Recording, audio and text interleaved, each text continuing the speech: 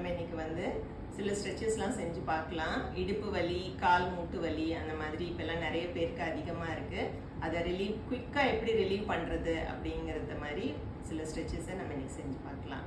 அதுக்கு நமக்கு ஹெல்ப் பண்ணுறதுக்கு அபி வந்திருக்கா. அபியோட சேர்ந்து செய்வோம். 2-3 ஸ்ட்ரெச் பண்ணி பார்க்கலாம். காலை முதல்ல மடக்கிக்கலாம்.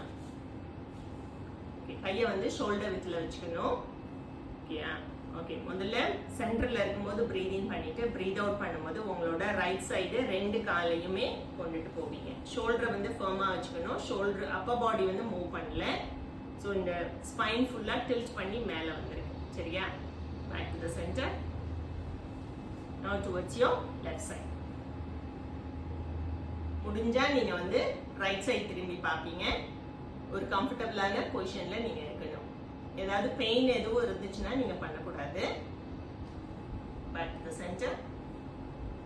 இன்னும் ஒரு தடவை ட்ரை பண்ணலாம். again towards your right. காலை கொஞ்சம் ரிலாக்ஸ்டா வச்சுக்கலாம் பாதத்தை.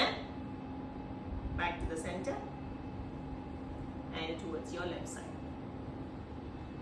உங்க கால் கீழே இருக்கும்போது பிரீதை வந்து ஹோல்ட் பண்ணாம சின்ன சின்ன பிரீத் எடுத்துக்கணும். Back to the centre and release. காலை ரிலீஸ் பண்ணிடலாம் அண்ட் ரிலாக்ஸ் பண்ணிக்கோங்க. சரியா? அடுத்ததுக்கு போகலாம். ஓகே, நெக்ஸ்ட் ஒன் வந்து திருப்பி காலை மடக்கி தான் வச்சுக்கிறோம்.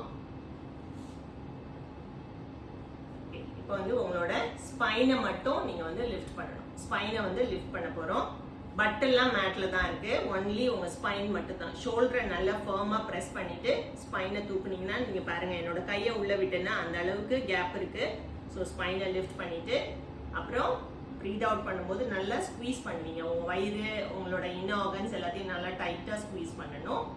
Breath in, lift, breathe out, squeeze.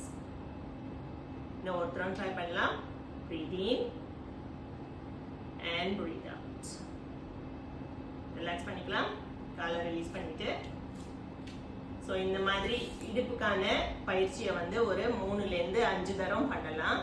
காலையில் ஒரு தரமும் நைட் படுக்கும்போது ஒரு தரமும் பண்ணோம்னா நிச்சயமா நல்ல ஒரு பெனிஃபிட் இருக்கும். ஓகே, நம்ம இன்னைக்கு பண்ண எக்ஸசைஸையும் நீங்களும் வீட்டில் ரெகுலராக பண்ணிட்டு வரணும். பண்ணி பார்த்துட்டு எப்படி இருக்குன்னு உங்கள் கமெண்ட்ஸ் சொல்லுங்கள். இன்னைக்கு நம்மளோட செஷனில் ஹெல்ப் பண்ண அபிராமிக்கு தேங்க்ஸ். Thank you.